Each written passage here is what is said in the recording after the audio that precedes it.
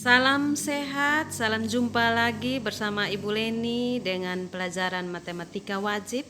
Pada pertemuan kali ini kita akan belajar tentang penyajian data dalam bentuk diagram. Dalam pertemuan hari ini kita hanya fokus pada dua hal, yaitu penyajian data dalam bentuk histogram dan penyajian data dalam bentuk poligon frekuensi. Pada pertemuan sebelumnya kita telah belajar tentang penyajian data dalam bentuk tabel. Namanya tabel distribusi frekuensi. Baik, untuk mengerjakan soal dalam LKPD nanti, Ibu beri contoh soal sebelumnya.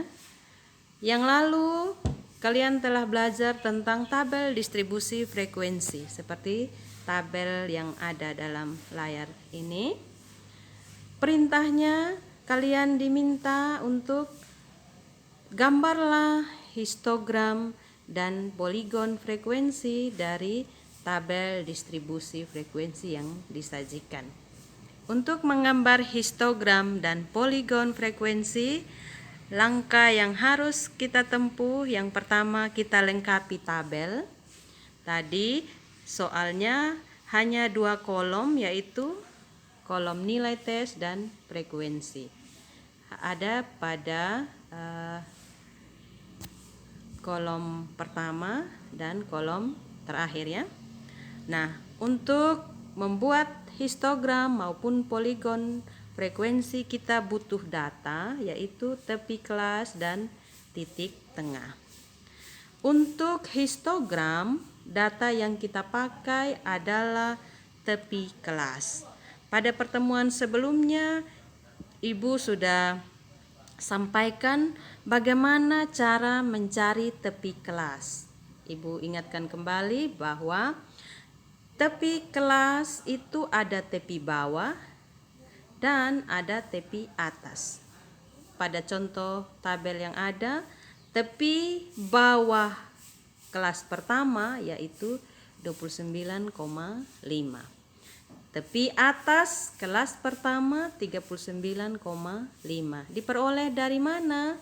Bahwa tepi bawah itu diperoleh dari batas bawah dikurangi 0,5. Jadi dari contoh yang ada di layar Anda, 30 dikurangi 0,5 menjadi 29,5. Untuk mendapatkan tepi atas diperoleh dari batas atas ditambah 0,5. Jadi 39 ditambah 0,5 menjadi 39,5. Demikian seterusnya untuk kelas kedua, kelas ketiga sampai kelas terakhir. Titik tengah, masih ingatkah Anda rumus titik tengah? Diperoleh dari batas bawah ditambah batas atas dibagi 2. Dari contoh yang ada, 30 ditambah 39 dibagi 2, yaitu 34,5. Baik, untuk menggambar histogram, tabel atau data yang kita pakai yaitu tepi kelas.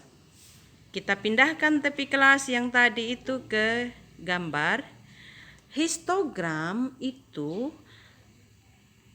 penyajian distribusi frekuensi menggunakan diagram batang tegak.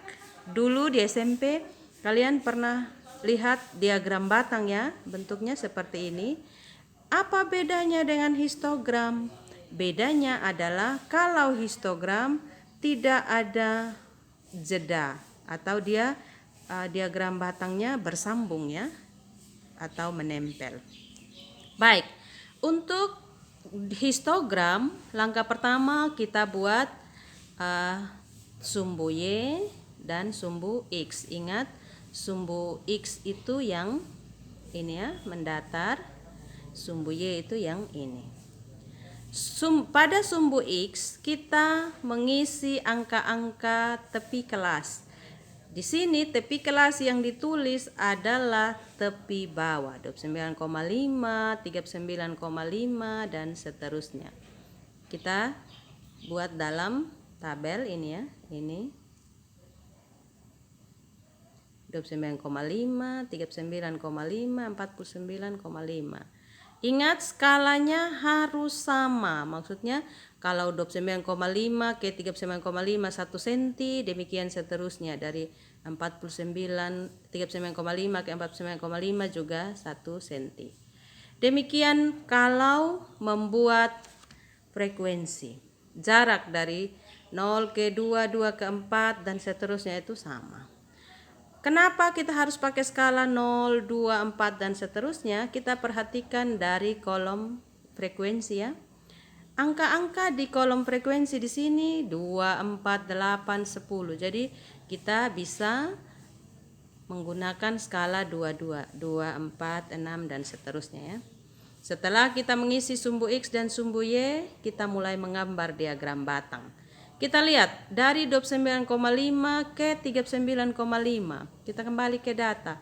Dari 29,5 ke 39,5 ini frekuensinya 2. Maka digambar kita mengisi dari 29,5 ke 39,5 itu 2. 2 itu kita ambil lurus ke sini ya.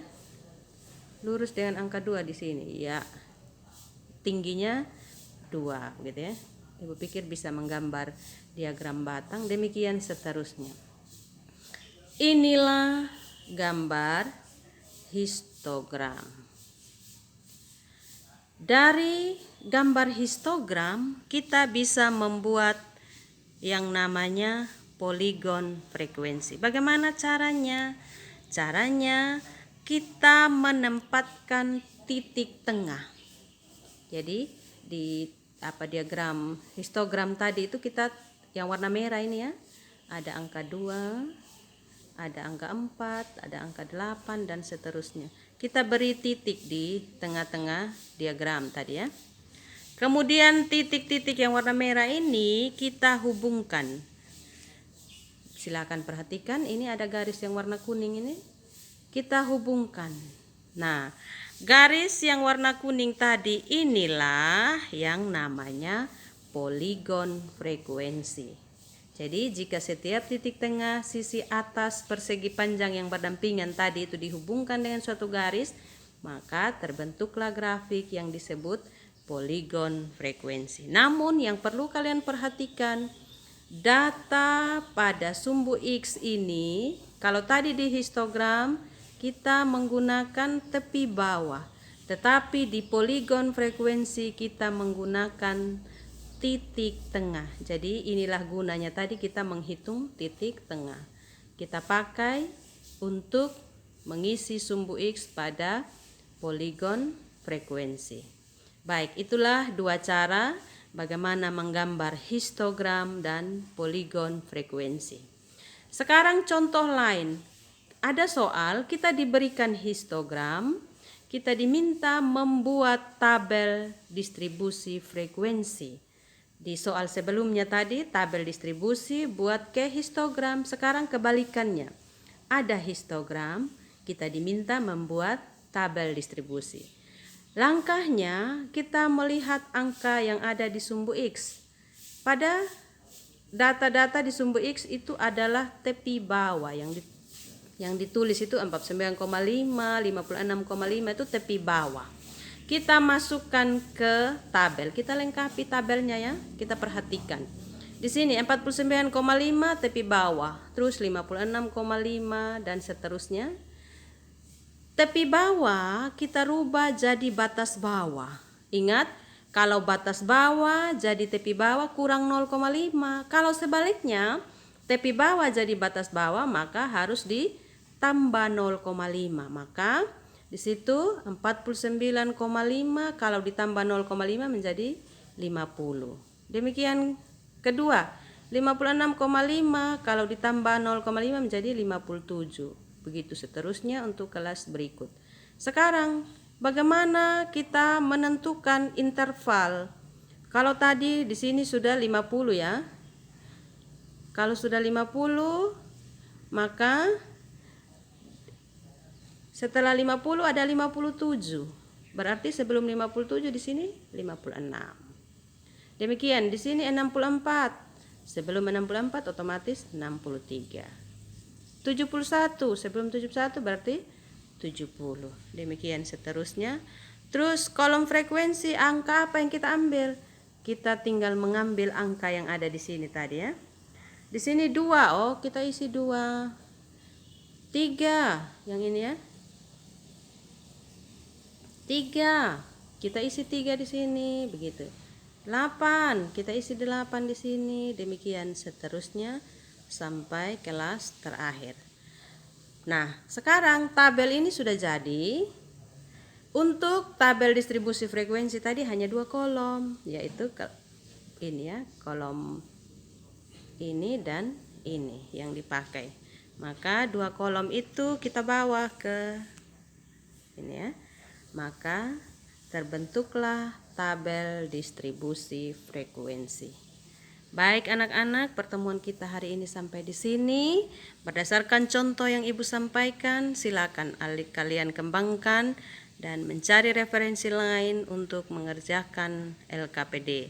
Sampai jumpa, salam.